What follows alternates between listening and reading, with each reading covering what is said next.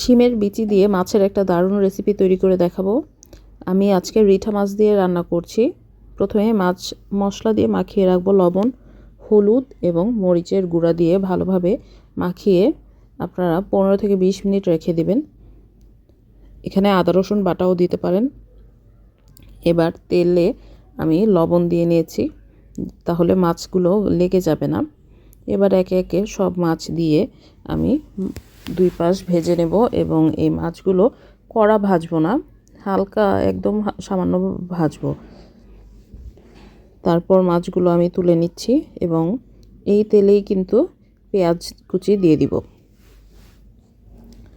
আর মাছগুলো কড়া ভাজবেন না। এবার পেঁয়াজগুলো দিয়ে দিচ্ছি।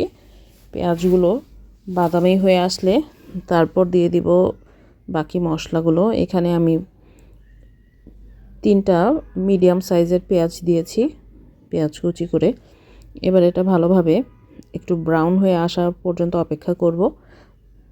এখানে আদা রসুন বাটা দিয়ে দিলাম, পরিমাণ মতো লবণ এবং গরম পানি দিয়ে দিয়েছি। তাহলে রান্নাটার তাড়াতাড়ি হয়ে যায় এবং টেস্টও ভালো হয়। তারপর মরিচের গুঁড়া, ধনিয়া গুঁড়া, হলুদের গুঁড়া দিয়েছি এবং জিরা বাটাটা দিয়েছিলাম। এখানে ক্লিপটা ওঠেনি। ভালোভাবে কষানো হয়ে গেলে তারপর আমি শিমের বিচিগুলো ছিলে রেখেছিলাম, এই শিমের বিচিগুলো দিয়ে দিচ্ছি। এখানে 250 গ্রামের মতন আছে শিমের বিচি। আর দিয়ে দিব 2টা মিডিয়াম সাইজের টমেটো কুচি করে।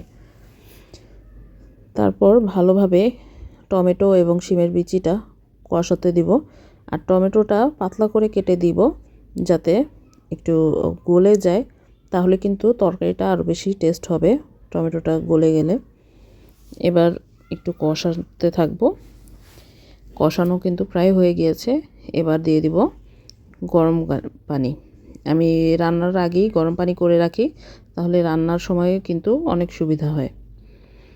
এবার এটা 5 থেকে 7 মিনিট হবে, সেদ্ধ হবে। তো আমি ঢেকে দিচ্ছি। ঢেকে দেওয়ার পর সেদ্ধ হওয়ার পর কিন্তু আমি মাছ দিয়েছি।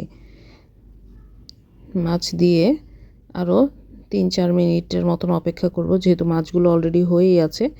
তো এবার আমি একটু ঝোলের পানি দিয়েছিলাম, ভিডিওতে তোলা হয়নি। তো তারপর আমি ঢেকে দিব। তারপর হচ্ছে 3 থেকে 4 মিনিট পর কিন্তু শুকিয়ে আসবে পানিটা। তখন কাঁচামরিচ ফালি করে দিব। একটু শেষের দিকে মরিচটা দিলে সুন্দর একটা ফ্লেভার আসে এবং ধনিয়া পাতা কুচিও দিয়ে দিব। ধনিয়া পাতা কুচি দিয়ে ভালোভাবে মাছের সাথে মিশিয়ে নেব, যাতে ভিতরেও পুরো তরকারিতে স্মেলটা আসে। ধনিয়া পাতা শীতের দিনে খুবই ভালো লাগে। তো এভাবেই কিন্তু দারুণ মজাদার মাছের রেসিপি হয়ে গেল। আপনারা যে কোনো মাছ দিয়েই কিন্তু এটা করতে পারেন। শিমের বিচি এখন অনেক অ্যাভেলেবেল। তো সবাই এই ধরনের